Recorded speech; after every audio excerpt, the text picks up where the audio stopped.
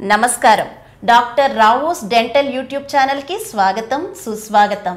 4 దశాబ్దాలుగా దంత వైద్య రంగంలో ఎన్నో సేవలు అందించి ఎందరికో ఆదర్శంగా నిలిచిన డాక్టర్ ఓ నాగేశ్వరరావు గారు ఇప్పుడు సోషల్ మీడియా వేదికగా మన ముందుకు వచ్చేస్తున్నారు. ఆయన్ని అడిగి మరిన్ని వివరాలు తెలుసుకుందాం. నమస్తే నాగేశ్వరరావు గారు. నమస్తే అండి. సార్, మిమ్మల్ని కలుసుకోవడం చాలా సంతోషంగా ఉంది. మిమ్మల్ని మేము ఎన్నో విధాలుగా చూసాం. అంటే స్కూల్ క్యాంప్స్లో, టీవీల్లో, రేడియోల్లో, తర్వాత ప్రతి చోట ఎక్కడ సేవ ఉంటే అక్కడ మీరు ఉంటారు అనేది చాలామంది నోట్లోంచి వచ్చే మాట. మిమ్మల్ని ఇలా కలుసుకోవడం మాకు చాలా సంతోషంగా ఉంది. చాలామందికి బ్రెయిన్ కూడా డ్యామేజ్ అయ్యి పక్షవాతం వస్తుంది.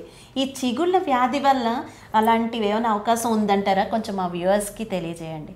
చాలామందికి ఈ పక్షవాతం రావడం, అట్లాగే బ్రెయిన్ హ్యామరేజ్ అంటారు, తర్వాత బ్రెయిన్ సరిగ్గా పనిచేయకపోవటం, ఇట్లాంటి నరాలకు సంబంధించిన, బ్రెయిన్కి సంబంధించిన వ్యాధులు రావటం అనేది జరుగుతూ ఉంటుంది. ఈ విధంగా ఎందుకు వస్తుంది అనేది మనం గమనించినట్లయితే ఈ పక్షవాతం రావడానికి అనేక కారణాలు ఉంటాయి.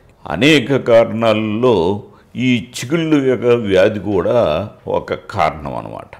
అంటే ఎవరికైతే ఈ చిగుళ్ళు వ్యాధి ఉంటుందో వాళ్ళు తీసుకున్న ఆహారం, ఆ ఆహారం ఏంటంటే బ్యాక్టీరియాతో మిళితమైపోయి, ఆ మిళితమైన ఆహారాన్ని వాళ్ళు మింగటం వల్ల అది జీర్ణకోశంలోకి పోయి, జీర్ణకోశం నుంచి అది రక్తంలో కలిసి, రక్తం ద్వారా గుండెలోకి చేరి, గుండె నుంచి అది పంప్ అయిన తర్వాత అది బ్రెయిన్కి చేరటం.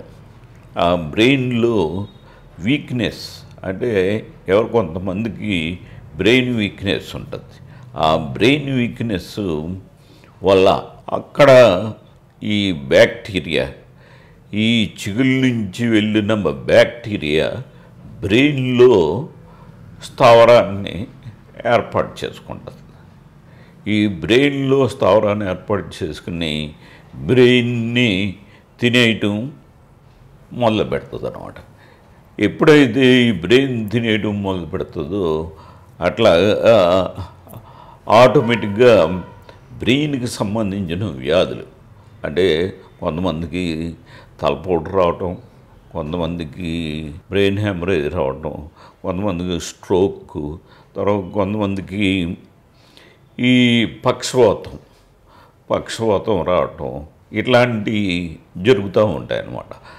అంటే పక్షవాతం అనేది కూడా 400%, అంటే ఎక్కువగా చిగుళ్ళ వ్యాధి వల్ల బ్రెయిన్ డ్యామేజ్ అయ్యే అవకాశం ఉంది అని శాస్త్రజ్ఞులు పేర్కోవడం జరిగింది.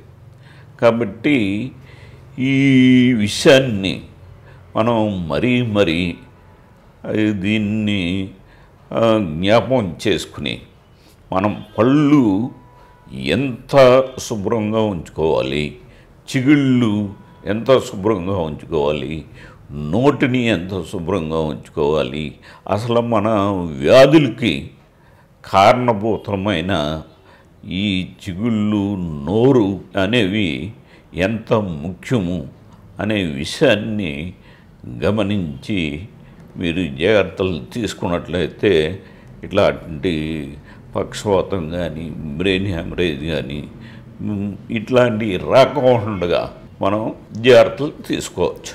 ఈ వీడియో కనుక మీకు నచ్చినట్లయితే లైక్ చేయండి, మీ బంధుమిత్రులందరికీ షేర్ చేయండి, సబ్స్క్రైబ్ చేయడం మాత్రం మర్చిపోద్దండి.